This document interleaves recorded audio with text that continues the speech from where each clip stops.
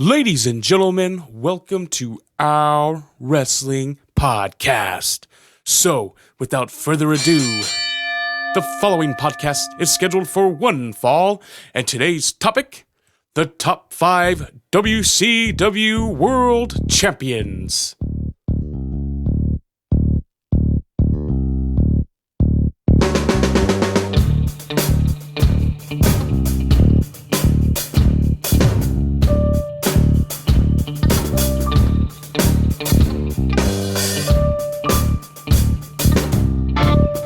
Welcome to the O.W.P. This is our wrestling podcast. This is Dave along with Jess. Hello! And Chris. Bringing you our perspective on the world of professional wrestling. No inside sources, no ties to the industry. Just stories from the diehards, sharing opinions with you. And now on to our topic today. Top 5 WCW champions. As always, you can reach us via Instagram. Of all time, Dave. Of all time. Yeah, of all time. Okay. As always, you can reach us via Instagram at O.W.P 2019, SoundCloud at Our Wrestling Podcast, YouTube at Our Wrestling Channel, or do the easy thing. Download WrestlePost app at no charge to you and join us along with other great podcasts of the day. We are big on top 5 here, but we don't do a lot on the podcast. We do a lot of crazy, hey, who's the top 5 technical wrestler? Who's the top 5 overall wrestler ever? Who's the top 5 promo guy? We're kind of like that top 5 records kind of group. It's what we do. It's one of those things where someone might turn on to something. I'll give you a weird example. One time we were talking about top 5, and this was years ago, and I threw Kurt Angle into my top 5 and just looked at me. He's like, damn, that was so good. It should have been mine. Because sometimes wrestlers start just interceding to your top 5. We won't see too much of that today, because this is top 5 WCW title holders of all time. And we're really talking about just I'm going to let you take it away. Talk about the time frame. Talk about the actual title, because people can confuse it with other ones like the NWA title and things like that. Tell us what we're talking about, years, what belt, everything else. Well, we never do, like, you were right. We say off the air, we always rank stuff, we're just riffing with each other. But like, for example, like, Cuz and I did an episode that will be out soon that's like top promos of all time. It's not ranking them because we're going to have a part 1, part 2, part 3. But like this one, I don't fucking want a part 2. I'm saying that this is the top 5. This is the top 5. The top 5. Now, we're not going to reveal it right now in any particular order. So the order that we're going to present these in is not what we say. We're not going to number them right now, but this top 5, the way we got there was we texted. We have a group text, cuz Dave and I do, and what I did was I just said, give me top 5, your top 5 WCW champions of all time. Don't rank them in any particular order, just give me your 5 names for the top 5. I gave mine, Dave gave his, cuz gave his.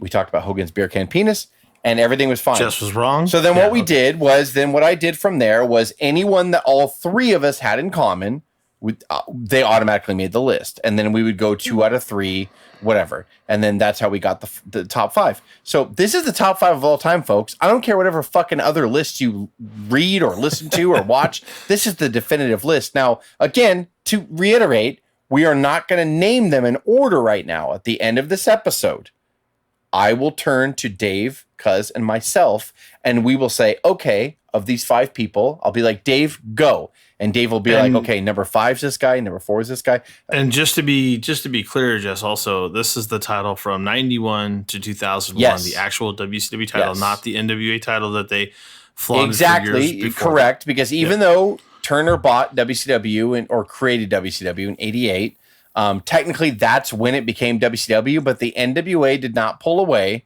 until 1991. So that's right. During one of Ric Flair's reign, it was during the middle of one of Ric Flair's reign, they pulled away, and then they started referring to Ric Flair as the first WCW heavyweight champion. So we'll start out with him. Let's start out with Ric Flair, who made our top 5. Ric Flair became the first. That's a no-brainer. What?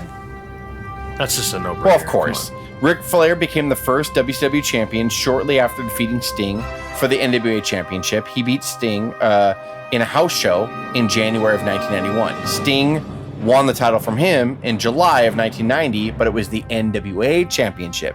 So when he defeated Sting in a house show in January of 91, he defeated Sting for the NWA championship. But sometime after that, NWA got into it with WCW, and WCW was like, look, we were bought out a long time ago. We're just WCW. Territories are dead.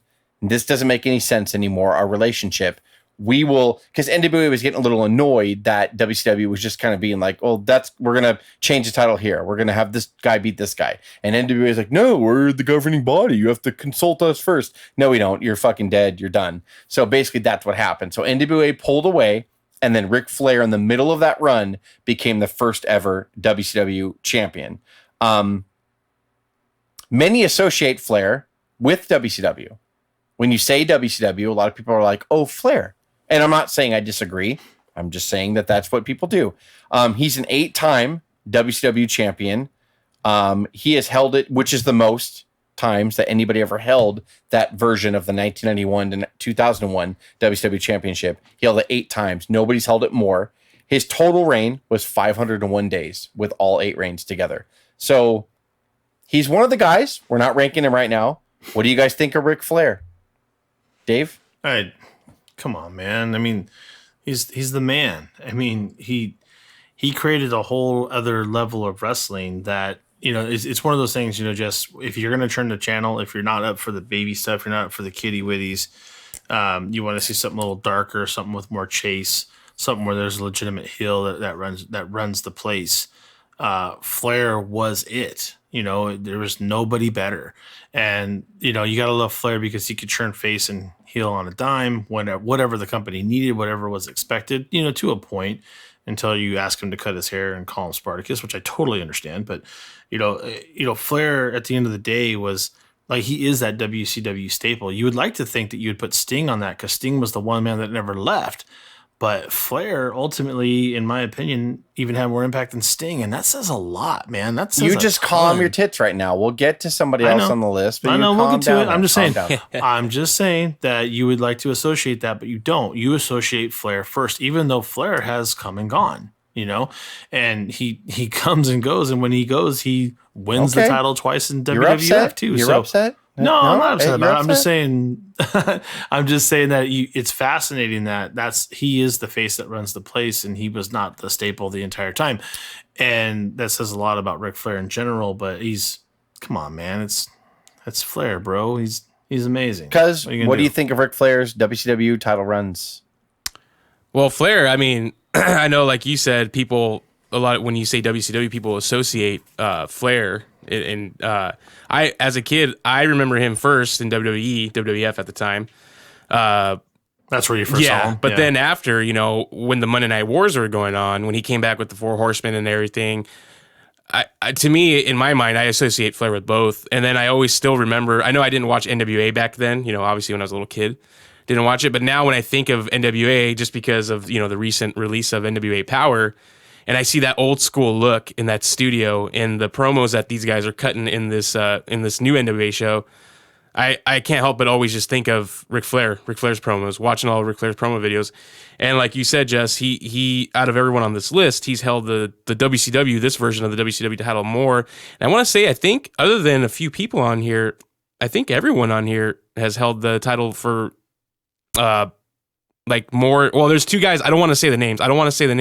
Other than someone that's not on this list, Macho Man. I think only 2 guys in here didn't hold it as much as the Macho Man. But other than that, everyone on here, deserves to be on here as much. And Flair, like, starting off the list as being the guy that held it the most. I mean, I don't think you can start it off with anyone better than that. Flair is probably the most memorable WCW champion of all time, in my mind. Like it, learn to love it, because it is the best thing going today. Now I'm not going to blow Ronnie Garvin's horn. He wouldn't have been in the ring with me if he wasn't great.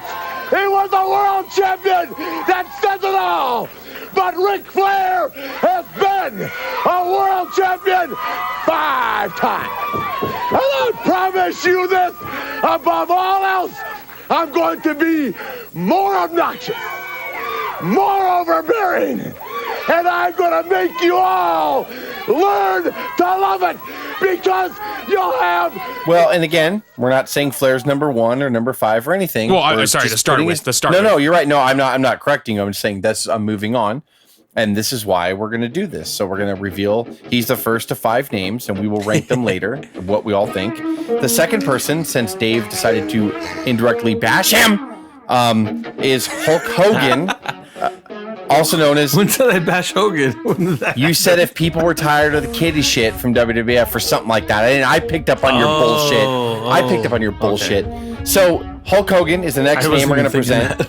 He defeated Ric Flair on July the 17th, 1994 at the WCW Bash at the Beach pay-per-view to win the WCW Heavyweight Championship.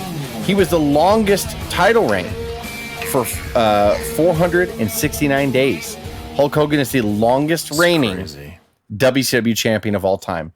Everyone can suck his big beer can penis on that. All right. His total combined days were 1,177. Jeez. He's a 7-time WCW heavyweight champion, 1 time less than Ric Flair. So Hulk Hogan meant a lot to WCW coming in. At first, it seemed like kind of a wash in the sense that, okay, they got him over, but he's old. He's over the hill. The yellow and red is kind of tired. And then everybody knows the NWO. Everybody knows what happened. It's not that Hogan was the number 1 draw of the NWO. It's that Hall and Nash were the cool people. But the NWO would not have gained the notoriety in the wrestling industry and mainstream if Hulk wasn't the third guy. They were talking about turning Sting or bringing Brett over at the time or whatever rumor you want to hear. The number 1 guy that they thought of, they did approach Sting, but it was after Hulk initially said no. Then after people got in Hulk's ear, they were like, do you realize how much fucking money you're going to be giving up? No, brother, I'm not a good guy anymore. I'm going to lose all my merchandising money. Dude, fucking think about it. No, you won't. Stop right now. And so people got in Hulk's ear and Hulk's like, okay, I'll do it. And if Hulk didn't become the third guy, the driving force behind the NWO, the guy with the title, the cowardly chicken shit heel champion that hid behind everybody, much like Flair did with the Horsemen, even though Flair put himself out there as a superior athlete when he was champion, Hulk didn't. He was mid-40s. People thought of him as old, air quotes. But with Hall and Nash being the younger cool guys and surrounding him, and then they did kind of water the NWO down, but they made like a little bubble around him, the NWO bubble, and he was the champ in the middle, and you had to get to him. You had to pop that bubble to get in there. That's what made Hulk so important during his, at this point, it was going to be his second WCW title reign as the NWO champion. But that's why he was so important, because he was a part, and WCW ran away with the ratings for almost 2 years. They broke attendance records for themselves. They broke ratings records. They did all kinds of things. Hulk Hogan is definitely deserving in being one of the top 5 greatest WCW champions of all time. Is he number 1? I don't know. We'll find out later. But he's absolutely belongs on this list. Dave, go. Even though you bash the shit out of him, go ahead. Now, I'll say a couple of things, and I won't bash him, I promise. One of the things about Hogan that people talk about in WWF before he came over is that, why is Hogan doing heel shit? You would see him sneak little things in. He would hold someone to stretch him while he was in a tag match when he shouldn't be holding on. He would cheat a little, and you're like, why is he cheating? And Jesse would have a field day with it. Jesse Ventura, when he's announcing with Gorilla Monsoon, one of the greatest broadcasting pair of all time for wrestling. And you'd be like, yeah, that is interesting. But then you wouldn't really think about it after a while. And but that's what Hogan would do. There are the little cheap things in there here and there. It wasn't very often. He pulled Sid out at Royal Rumble, right? And was it on the way to WrestleMania 7? Is that right? Do I have the right date on that? And that was a total heel move, right? They wanted to see where it was going to go. Never took it to a full heel motion, but you're talking about Sid? Yeah, when he pulled Sid. It was 8. Sorry, right? It was 8. Yeah, I'm sorry, on the way to 8. No, I'm sorry. I'm half listening. Yeah, no worries. And then I just want to make sure I got it right. And, but as that goes, and then all of a sudden, the thing about Hogan in WCW that I don't think people really think about in this way is WCW was always the chase federation. There was always someone chasing the champion. That champion 90% of the time is a heel that you're chasing. And Hogan became, in a lot of ways, even a better chase champion than Flair. which is crazy when you think about it, because he was the ultimate heel. Everybody hated his guts. He never fought a fair match. And then when you finally had that opportunity for a fair one, he would drop it after months and months. Goldberg's an example. And when it finally happened, the freaking roof would blow off the place. Finally, you get your win. And that's what was so great about it. And I think people seem to miss that because they just, NWO is great. What was great about it? The great thing about it was the chase. People would be so pissed off that Hogan skinned the cat again. He got away, or his people interfered again and the ref didn't see it. Or now he's got the ref in his pocket. This is bullshit. I'm so sick of this. But you're not. You're into it. And you hate him so much. You're going to tune in next week. And that is the ultimate epitome of why he was such a great WCW champion in my mind. It's a little bit, I know Jess is talking about the title reign, the number of days, the amount of times, and that's important. But to me, what's more important about WCW is how you portray that run. And if he had done it as a good guy, I think Jess hit it on the head. He would have fizzed out. We would have not cared. We wouldn't have tuned in. We would have never had the ratings war that we had if Hogan had stayed face. And a big part of that is that title chase run. I want you to speak on this, but that was a great point that Dave made, actually. I know I didn't speak on the criteria, how we're going to rank these people, how we chose our top 5. It's just everything kind of rolled into one. But part of it is how they carried the title, and was that reign influential? Was it important? And that's a huge deal that what goes into making a great champion. Whether you're talking about WCW, Intercontinental Champion, WWF Champion, the company has to have faith in you, and you have to carry that torch and make it work. And Hogan's reign in the NWO was second to none at that time. It just really was. Cuz, what do you think? Well, starting with Flair, if you had a dictionary that had the WCW big gold belt, I honestly think you'd see Flair next to it. But if you didn't, honestly, I think you'd have Hogan, because the next 3 names that we have on here, they are very memorable.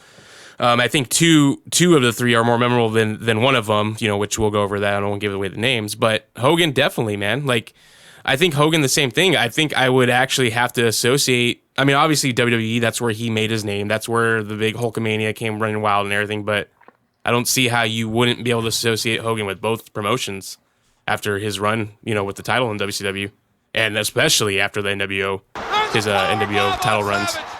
The jackknife on the world champion. Nash just saved Hogan.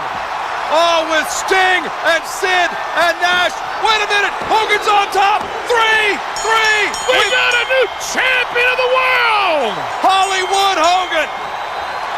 Right out of the hospital into the ring, and now he is the heavyweight champion of the world. I don't think he knows it yet. Hogan is out. Savage is out. And especially with lengths of years, he wasn't with WWF for much longer than WCW when you really think about it. Exactly. So, but I don't want to dwell on that. We got to move on here. My next guy I'm going to present here is Booker T. Perfect. Booker T defeated Jeff Jarrett on July 9th of 2000 at Bash at the Beach. Controversy surrounded it. Earlier in the night, it was supposed to be Jeff Jarrett challenging Hogan for the WCW championship, and politics happened in the back, and Jeff Jarrett ended up laying down, and Hogan pinned him with the foot on his chest, and Hogan left, and then Russo came out and did this whole promo about how he just did it to fucking get Hulk off his back. He really didn't want to put the title on Hulk. WCW was a fucking goddamn mess here, a dumpster fire. It probably didn't even make sense what I said if you don't study it yourself, and I don't want to get into the whole thing. But so at the end of the night, Justin, it's confusing. Yeah. So at the end of the night, they rearranged the main event and said, you know what? The title's vacant now. Hulk won it. Good for him. It's what he wanted. But now I'm stripping him of it. And the winner of the Jeff Jarrett and Booker T match tonight. And Booker T had been a TV champion, and they were pushing him. He was coming up the hill. Tag champion with Harlem Heat, legendary tag team champions with Harlem Heat. And what ended up happening was, just as WCW started falling down quickly, and I mean, when they started falling, it was like a fucking stone. It just was dropping so fast. They needed to get a new guy in there, and I have to give Russo credit. He put the strap on Booker T, and Booker T beat Jeff Jarrett that night and became the first time of 5, even though the 5th title reign came in WWF after WCW was bought by WWF. I don't like to count that. Get the 5-time plug. I don't like to count that, but because he's the 5-time, I'm not going to say it 5 times. I love it. Champion. I love it. I will say he's 5-time champion, even though technically in the window I'm talking about, he was 4-time champion. But the catchphrase is catchy, thus being a I love catchphrase. So Booker T is definitely on this. And, you know, I say he's on it, and we all voted this in. I agree with it in the sense of, and I don't think I had Booker T on my list. I had somebody else on my list. I know Dave and Cuz did, and this is one of the ones that not all three of us agreed on. But two of the three voted it, so we got it in. It's not that I dislike Booker T. I just had somebody else in mind. But Booker T deserves it because even though WCW was crashing, he was young. Yeah. He worked hard. He was talented. I loved him as TV champion. I loved the fact that they were grooming him at the time. And he was the breakout star, like so many people are of certain tag teams, you know, and they could be great tag teams. And one guy will break out, you know, Shawn Michaels of the Rockers and stuff like that. And Booker T, Ron Simmons from Doom. And Booker T, you know, followed that suit and became kind of the breakout guy. And I loved him as a singles wrestler. Booker was great. Yes. And I'm glad he got a chance. Even though it was in the dying years, I'm glad he got a chance. Dave, what do you think? And it propelled him into WWF as well. I mean, he got a great run there because of it. The thing about Harlem Heat, though, is that I don't think anybody questioned in their mind, even though Booker's brother was quite bigger, we all knew who had the passion, who had the talent for it. And that was definitely Booker T. He was just heads and shoulders above his brother and that talent. Sure. I'm not trying to say he was bad. It's just Booker just had so much more passion for the business, at least in my mind. And I think that's even been admitted to later. So that's part of it, right? And he did break out as a single star. I just got to bring it up. I hope I don't steal Cuz's thunder, but this is the best damn theme music. And I hope it's playing in the background when this records. But I'm telling you, man, there's nothing better. And the fire comes out of the stage when he gets into the WWF. I mean, it is the most fantastic entrance promo I love I've Booker's ever music. seen. The fireworks, everything. Oh, it's fantastic. Everybody can come down to Booker's music on Friday Night SmackDown, and it wouldn't disappoint me. It's fine. Just go ahead, play Booker's music every time. You know, and Booker, for a big man, had huge acrobatic moves. He can really move in there. He understood how to tell a story. He did great promos, even though the promo that everybody talks about is when he blurts out a certain word to Hulk Hogan. He's coming for him, and you know what we're talking about. Go listen to it if you want to, but. Booker laid out great promos. Booker knew how to tell a story. Booker was heavily underrated to that point. And like you said, Russo gave him a chance. And talk about running with it, boy. He did. He's amazing. And that's why he still has a job with the WWE to this day, even though I think I don't know what he's got. He's got his ducky moves kind of irritate me. I don't know what that's all about, but on the pre-shows, but shucky ducky, you can take that back to the... Yeah, no thanks. Yeah, that's stupid. But hey, you know what? It's working. I guess it's working for some people. But, you know, I love Booker T. He's one of my favorite wrestlers, and I don't think he gets enough credit, quite frankly. Yeah.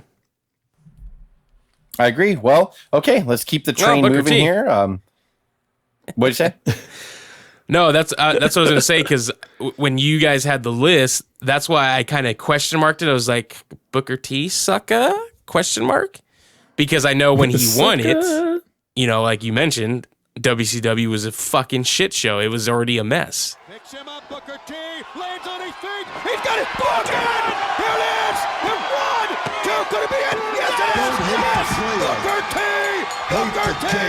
Booker T is WCW World Champion! He's got 2 titles! Give him all the hardware! He's the man! And he is just that! What a great way to put it! Booker T has added another run as world. So it not was his fault. No, it's not Booker T's fault. But at the same time, like you said, yeah, he won the 5th reign in WWE.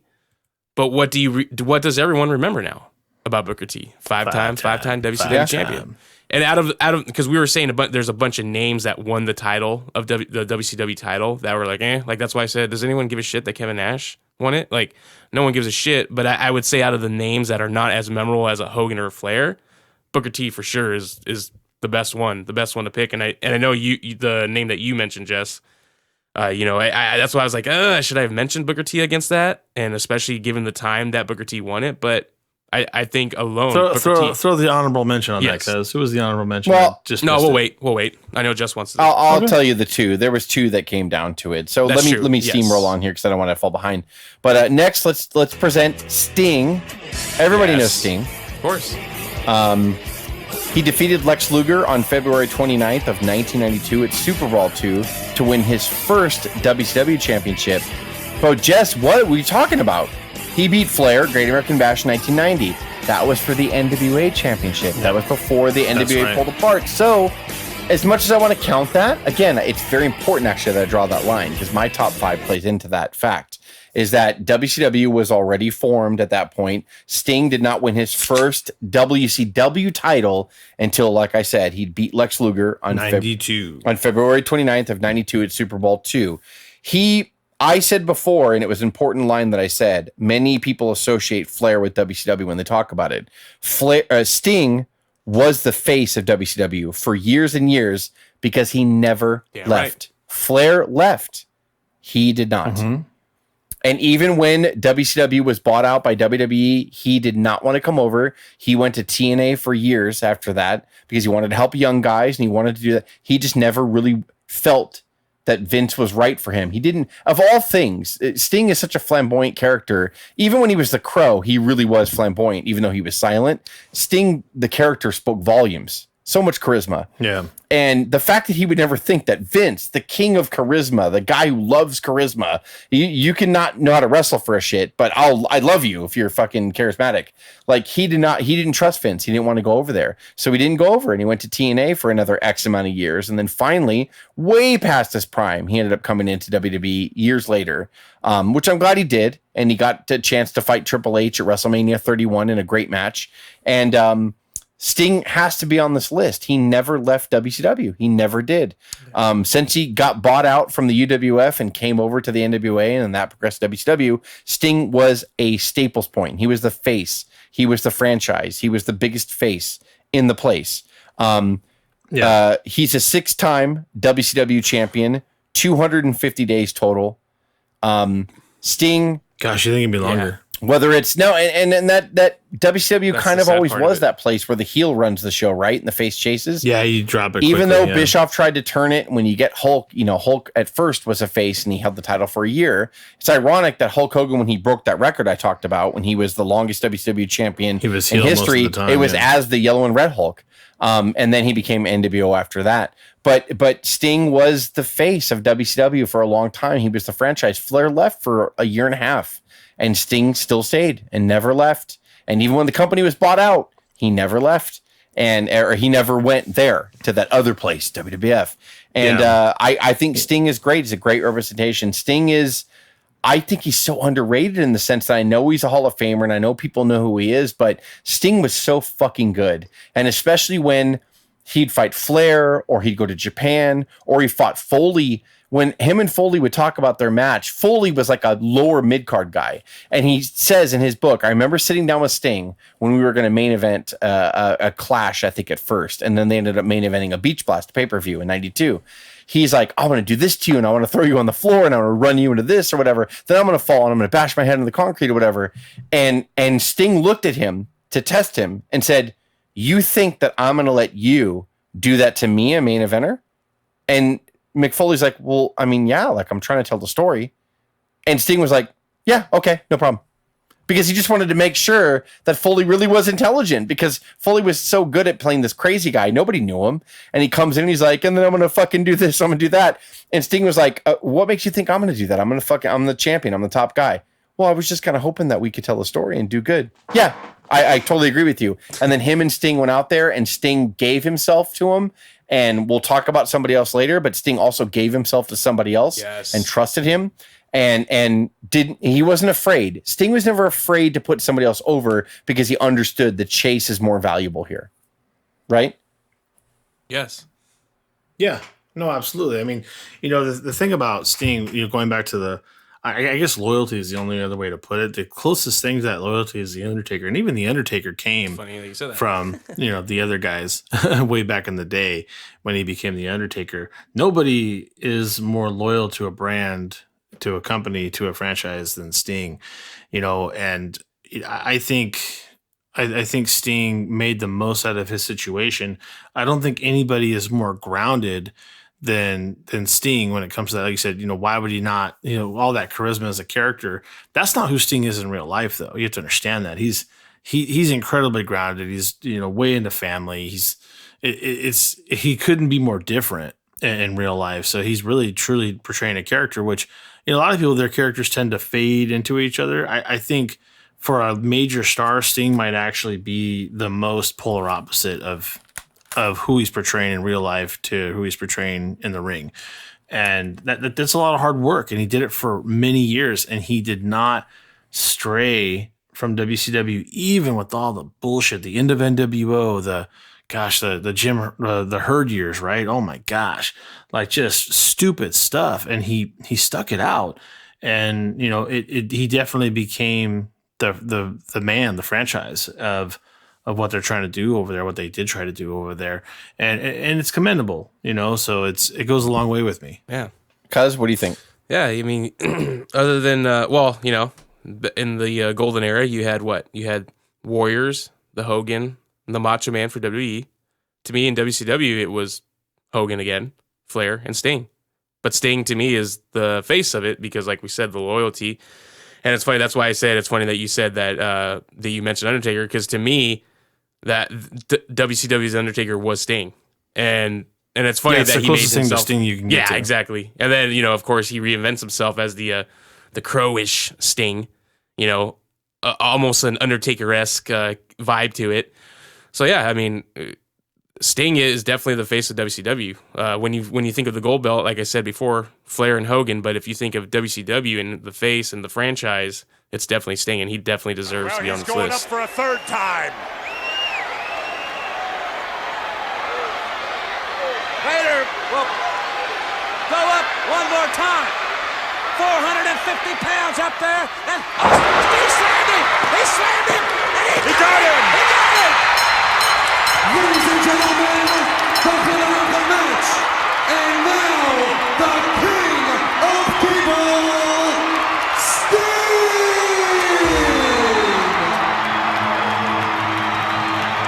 So before we rank, we got one more guy to talk about. I love this and guy. His name is Big Van Vader. Yeah. It's Vader time. And he defeated Sting on July 12th of 1992 at the Great American Bash cleanly. Yeah. He was a Badass. heel, and he was a monster, and he beat Sting cleanly. And we just put Sting over with how important he was for WCW and the legacy of WCW. And it was a shock to everybody because, when WWF was the #1 show in town, when a heel won, they had to cheat, right? But Vader powerbombed this motherfucker in the middle of the ring and pinned him clean, 1, 2, 3. Yeah. And won his first WCW championship. That is so. And thank you, Sting, again for that. By the way, That was the Sting second could have part objected. because I was talking about the Mick Foley story, but Yes. on this one here too, Sting understood here that if I lose to him clean, it's not going to kill me. The way WWE was bred and the way Hogan played politics and the way Vince kind of encouraged politics was if you get beat like that, you're done. So the heel's got to cheat to win, pal. He's got to. He's a heel. But in WCW, they were #2, so they had nothing to lose. And so Sting was not resistant. He was like, what do you want to do? And they were like, well, we want Vader to go over on you clean. And he's a monster. We have to build this monster. And Sting's like, I get it. I'm going to chase him. Totally. There's way more money in that. And that was it. That's all he had to say. And Sting was so intelligent and knew that. And Vader was this monster. And Harley Race was his manager, and they fit perfectly well I think together. Sting is looking forward to the rematch, Big Van Vader. What is your opinion of the rematch? Sting, are you listening, Sting? How does it feel? I told you I was going to take you to the School of Pain. Well, you went through the school, and you passed with flying colors. I told you I was going to take your most prized possession, and you're looking at it, brother, right here in living color. And now you want a rematch? You want one more piece of Vader? Well, you got him, all 448 pounds of him. But let me make this perfectly clear. You got one shot, one rematch, and then it's over, and then you'll have nothing left. Because next time, Vader was a 3-time WCW champion, held it 377 days total, but those 377 days became in between July 92 all the way to December of 93 in Starrcade, where Flair finally beat Vader for the title in Starrcade.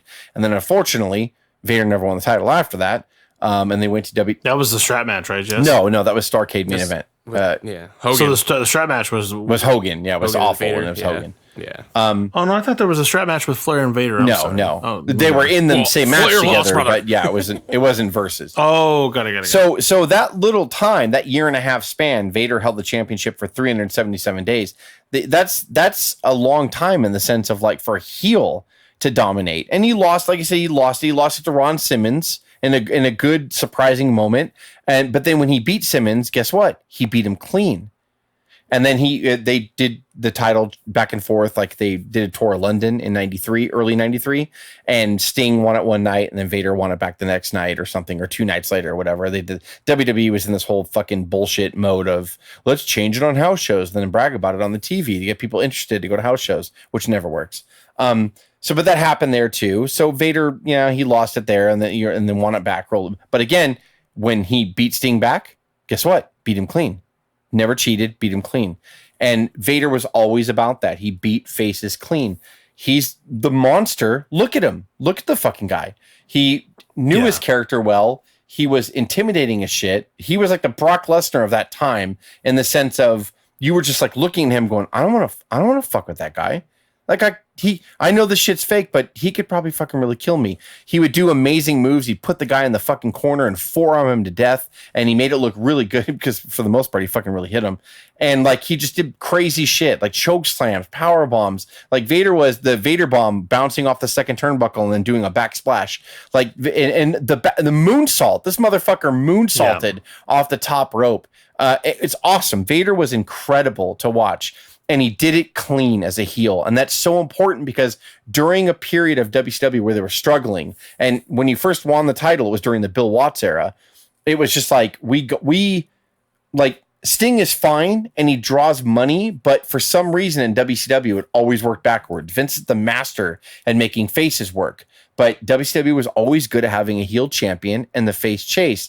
In this case, it wasn't a cheating Flair that kind of cheated and was sort of like, this and that. Vader was just a straightforward monster that would punch you in the mouth and pin you clean. And they booked him as such. And it was beautiful. So much, in fact, that late in 92, Vince said, let's kind of push Yokozuna, another big heel. Yes. And Yokozuna went on to do what he did. And honestly, so many years you could look at WCW and said they just tried to copy WWE and let's make the monies and just get a piece of the pie. And they just did that. One time in reverse. But in this time, I am convinced that WWE copied, or WWF, copied WCW on this because Vader worked so well. Because of Vader. And Vince still put his heel spin on Yokozuna, but at the same time, like Yokozuna didn't have to cheat to win ever because he was so fucking big. But that Vince believed in the heel being champion for a second because he's like, well, look what they're doing on WCW. It's working. People are talking about it.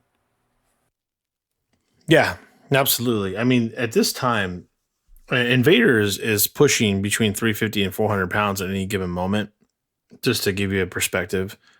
And nobody could come close to the movement of a big man like this. Like you said, the moonsaults, the incredible movement in the ring. The only person who came close was Bam Bam Bigelow. And Bam Bam wasn't nearly as big, quite frankly. I mean, Vader was a monster.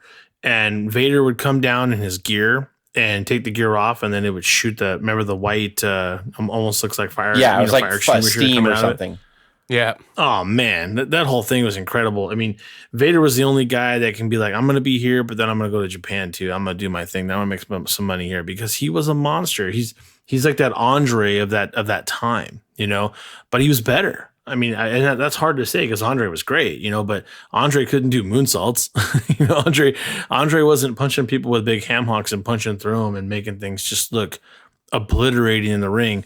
Vader scared you. He did. And you knew that wrestling was predetermined, but Vader scared you. If I met Vader in a street alley, I would run so freaking fast because I'm afraid if he punched me once, he might kill me. I mean, that's how powerful the man was. And to give him the opportunity for the title just seems like a no-brainer. It's like giving Goldberg the title. You got to do it eventually, right? And Vader made the most of that. Vader was fantastic. Maybe not the best on the mic. He was still pretty good, but he just pretty much screamed Vader time every couple of seconds. And that's why you have someone like Harley Race in there to help him as the valet. But like I said, and Harley Race was a legitimate badass too. Yeah. Like he'll shake your hand and crush your fingers. And that tandem of the two of them together was incredible. So if they ever wanted to do heel work, Harley Race was perfect for that. So, I mean, this whole setup with Vader was probably one of the few things that WCW didn't fuck up. So and Vader's a big part of that because you can't really, it's like trying to mess up Goldberg. You can't, right? You can't do it. It's impossible. And Vader made it impossible to screw it up because he was that good. He's reliable. He can move in there. He did shit that you're like, how did that guy just do that? I can't even do that. And he carried a title on a chase run that people will never forget. Correct. Because before we do the ranking, what do you think? Yes, true that. I mean, you guys took the words out of my mouth because every time I hear, like, when they talk about Braun Strowman or someone like, oh, he moves so agile for a big man. Oh, I've never seen a big. He can't do a moonsault. I always think back to Bam Bam Bigelow and Vader. Especially when I think of big men doing moonsaults, I think back to those two guys. Or when I see guys on the indies now, that's who I think about all the time. And again, not to cut you off, but actually Bigelow started doing that moonsault after Vader debuted it. Yeah. Because he saw it, and Bigelow knew I could do that too. But I have to say, Vader did it fantastic. Vader did a full backflip. Bigelow kind of jumped to the side if you go back and watch, and he did it. He did it well. Don't get me wrong; it's still fucking agile as shit. But Vader would lay out on it. He would do like a layout full, like in gymnastics. He would lay out. Vader, on his and then when Vader got a little older, he did kind of start turning to the side to do it. To do it, but when Vader first unleashed it, it was a full on fucking look behind myself, flip backwards. It was amazing. Well, I want to say, I think in WWF is when he started doing the sideways turn, right? Like when he started. Yes, he was heavier and he was injured more. He was older and heavier. And then good. Go ahead. Sorry, no, go ahead. Oh no, I was just gonna say, like you said, Dave. He was one, like when I was a kid, he was one of the guys that legit scared me. Other than someone like a Kane or somebody when I was a kid. But that's why I know I get on about it sometimes, like when we were texting and stuff. When I say like, see, they should have kept the title on Brock. They should have just kept the title on Brock. If they're gonna do this, they should have just kept the title on Brock. Because I always think back to guys, legit badass heels like Vader. Guys that made you believe, like, holy shit, this guy could beat anybody clean. It doesn't matter. Good guy, bad guy, whoever he's fighting, he can beat anybody clean.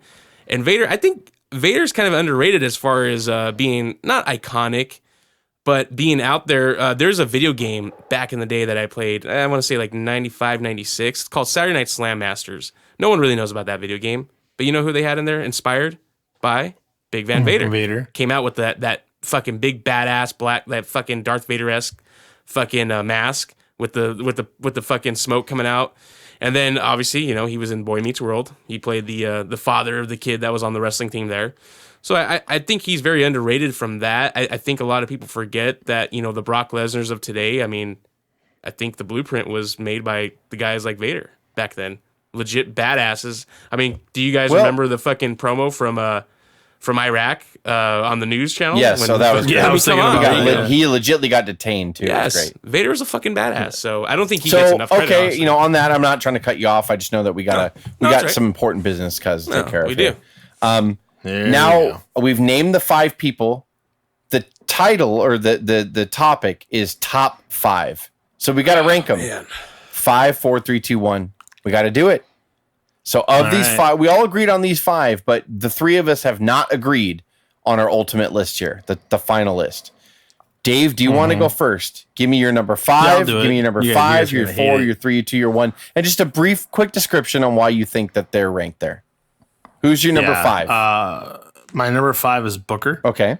And the only reason why I put Booker there is because, like you said, the time frame of it. WCW was in turmoil. He did a great job with it, but you have to understand what these other guys did with the title and where they were in the business at the time. That's why I put Booker there. I put Vader at 4. I wish I could put him higher because I love the guy, but I think, while there was good chase there's not nearly as much impact as the next guy. I put Hulk at 3. And I got a little weird about that. I know some people might disagree with that, but Hulk at 3 only because I don't view Hulk as a WCW guy first. I view him as a WWF guy first because of what he did there. What he did in WWF was far more. big and huge than WCW in my opinion, even though the wars came out of that. But we wouldn't have had wars if we didn't have territories fail. And Hulk, they killed the industry, and they made it worldwide. And that's why I put Hulk there, because these last two guys, they are the epitome of WCW. They made it happen. They kept it going. And I'm struggling, man, but I'm still going to put Sting at number 2 because he is amazing and he is the face that runs that place. He never left, but I still see Flair. Flair epitomizes WCW for me. And what epitomizes WCW for me is the chase. And Flair was that ultimate heel. And he, in my opinion, it's funny because he probably spent about the same amount of time in WCW as Hogan did, maybe a little more. But he still gives me that he's the first champion, man. He's the first WCW champion. He basically set what that title was going to be in stone, and it never really changed. It was always a chase type of company. It was always a chase corporation, and Flair was the embodiment of someone being chased. He would always, I'm going to be DQ, but it's fine. I still keep the title. I'll get someone to interfere. You know what? I'll pull on the ropes. I'll pull the tights to win. Whatever it takes to win, man, I'll do it. And eventually someone like Sting would come up and take him. And that's the only reason why Sting is at 2 and Flair's at 1, because Flair makes the chase happen. Sting is the payoff, but he only carries that title for a short time because of it. So Booker, Vader, Hulk, Sting, Flair is my order.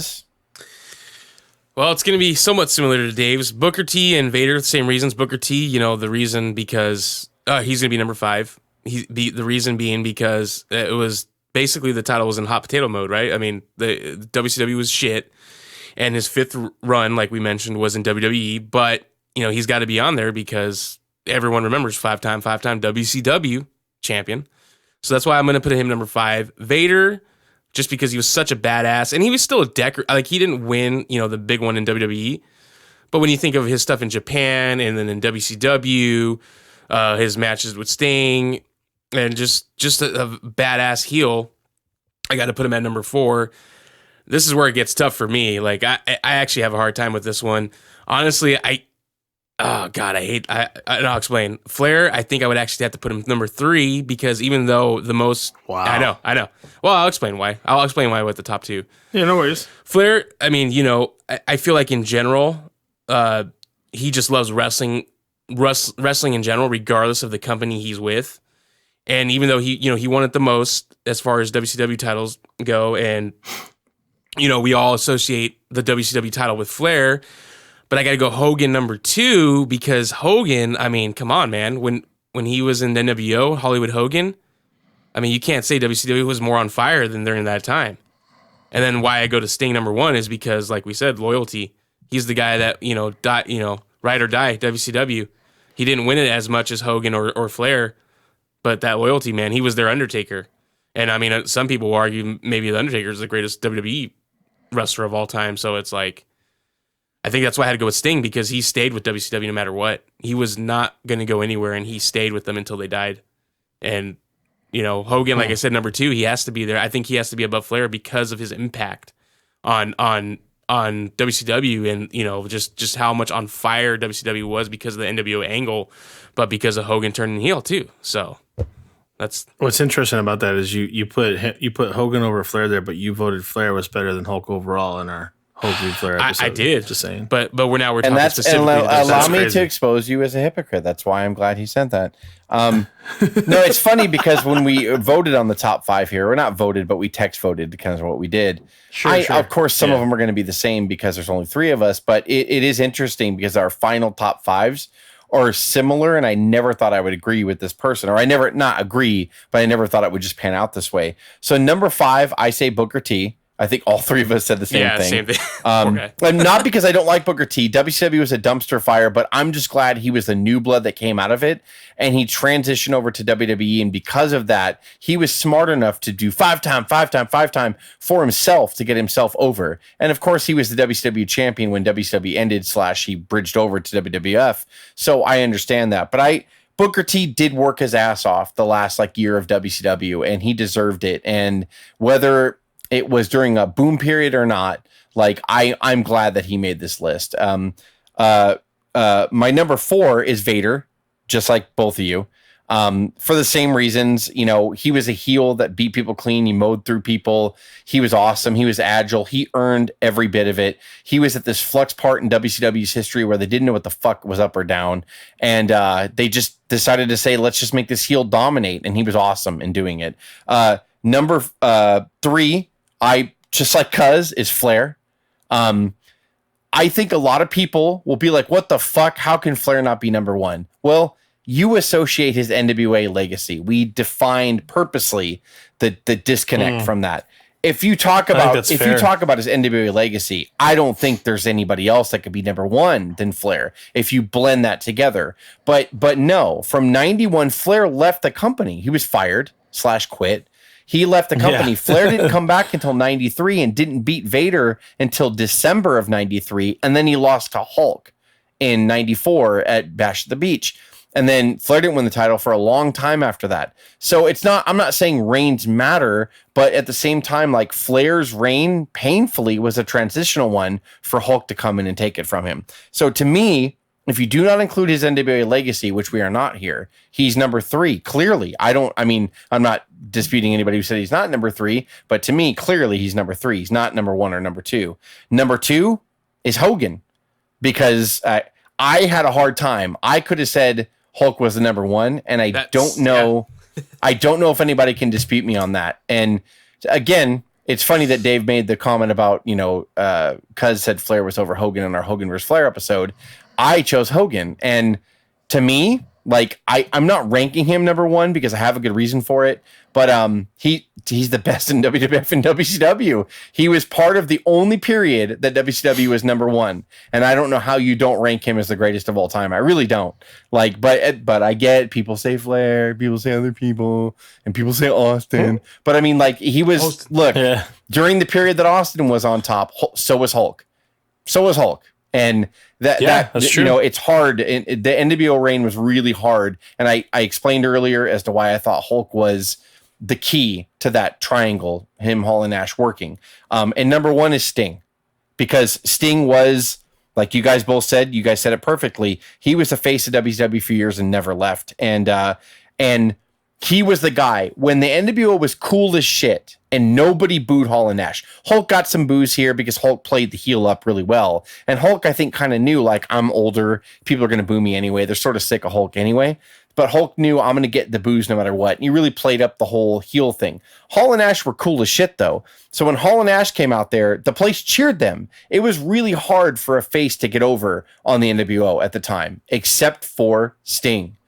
As hot as the NWO ever got, when motherfucking Sting was shown in the rafters or came down from the rafters, that place went fucking nuts. And forget the fact that WCW botched him in 97 Starrcade when he beat Hulk. Yeah. The climax was Hulk versus Sting. That was a climax. And if Sting would have went over clean, can you imagine? He would have had the Goldberg run. Jesus, yeah. He would have had the Goldberg run. And the thing, that's WCW's fault. That's not Sting's fault. Sting was there. He was in position. He was the running back that was going to run the ball in. And then Seattle decided to pass it instead. And it got picked off like they did in the Super Bowl against the Patriots. And there was no reason why they shouldn't have ran the ball, right? But they decided to pass it. They should have ran the ball with Sting, but they decided to pass it. And nobody knows why, but that's what happened. Sting, it wasn't Sting's fault. Sting would have had the Goldberg run. He was the only face that was more over than the white hot NWO at the time. To me, he's the greatest WCW champion ever because of that.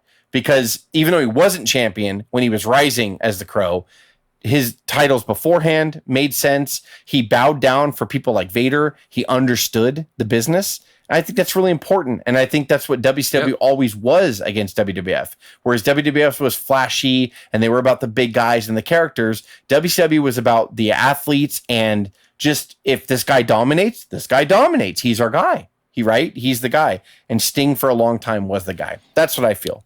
Yeah. It's kind of crazy that Cousin and our top 5 was like identical. Yeah. It's very compelling. So, and everybody else listening is probably going to be like, what the hell? Honorable mentions: Goldberg, DDP, DDP. And even Randy Steiner. A lot of people are going to be Steiner. like, what the fuck about Steiner? And Steiner had a good run towards the end. He really did. I just feel that WCW even more so was in the shithole than when Booker T first won it, and people were just leaving and shit. And Steiner was just doing inappropriate promos. I know people laugh and they think they're cool, but he was really going off script and saying crazy shit and things he shouldn't have been saying. And I don't know. Steiner was a shell of his former self. He wasn't the athlete he was, 4 or 5 years before or whatever, So I'm not. Steiner's definitely an honorable mention. People will remember him. They will dispute us for not bringing him up in the top 5. DDP's another one that I don't think had really any influence. I know Dave feels differently, and I respect that. But those three and Luger actually, it's funny. For years, people said that Luger should have got a shot. And he never got it. And then he finally got it when Flair left / got fired. So he was in a thankless position. And he became a heel and was champion for like 5-6 months. And then he finally lost his sting and then he went to WWF. But Luger, did a good job there. And then he came back and won the title for 4 days in 97 when he beat Hulk on that Nitro. But what a moment that moment was, right? When Luger beat him in the torture rack, that place went fucking nuts. And yeah, of course, Luger lost it back 5 days later at the pay-per-view. But still, Luger, I can understand how people were like, dude, Luger did his shit. He did what he was supposed to do there. I know we put him on our underrated list before, but or overrated, overrated list. But Luger's an honorable mention. Do you guys have any other honorable mentions in there? No. Nah, I'm a big DDP guy. DDP, That's not bad. It's not bad. I can't Savage just for namesake, but I don't feel like they did justice for his title runs. That's why I was saying earlier in our text messages. His name, of course, you would think, but I just don't think that. I think they just took advantage of the fact that it's Macho Man, but we'll put the title on him. But Macho, he wasn't significant, and it sucks because he did hold it a couple times, 3 times or some shit. Yeah, and 3 or 4 times, and I love Macho Man. We all do, right? And he brought ratings and sold out houses to it. It's just that the storylines just didn't really run together well. Yeah, it's not memorable. No. Yeah, for sure. But but Macho can draw, Kenny. Jeez. Yeah, I thank you guys for participating in this. I think this is kind of a cool topic that we kind of rounded out at the end. And I know everybody else has their different top 5, and people could say Goldberg could be in there too. It was white hot. People still support the Warrior to this day, right? And he was a real small reign in the grand scheme of things. There'll be more top 5 topics to come. Yeah, for sure. I mean, but this is our ultimate top 5, Dave. It doesn't matter. We are putting it in stone right now. Top 5 or the 5 that we mentioned? I'm just saying there'll be more topics for top 5. Sure, of course. We won't do another WCW champion one, but yeah. And as always, you can reach us via Instagram at O.W.P 2019, SoundCloud at Our Wrestling Podcast, YouTube at Our Wrestling Channel, or do the easy thing, download WrestlePost at no charge to you and join us along with other great podcasts of the day. This is the O.W.P, Dave, Jess, and Cuz signing off. Have a good one. What's the best?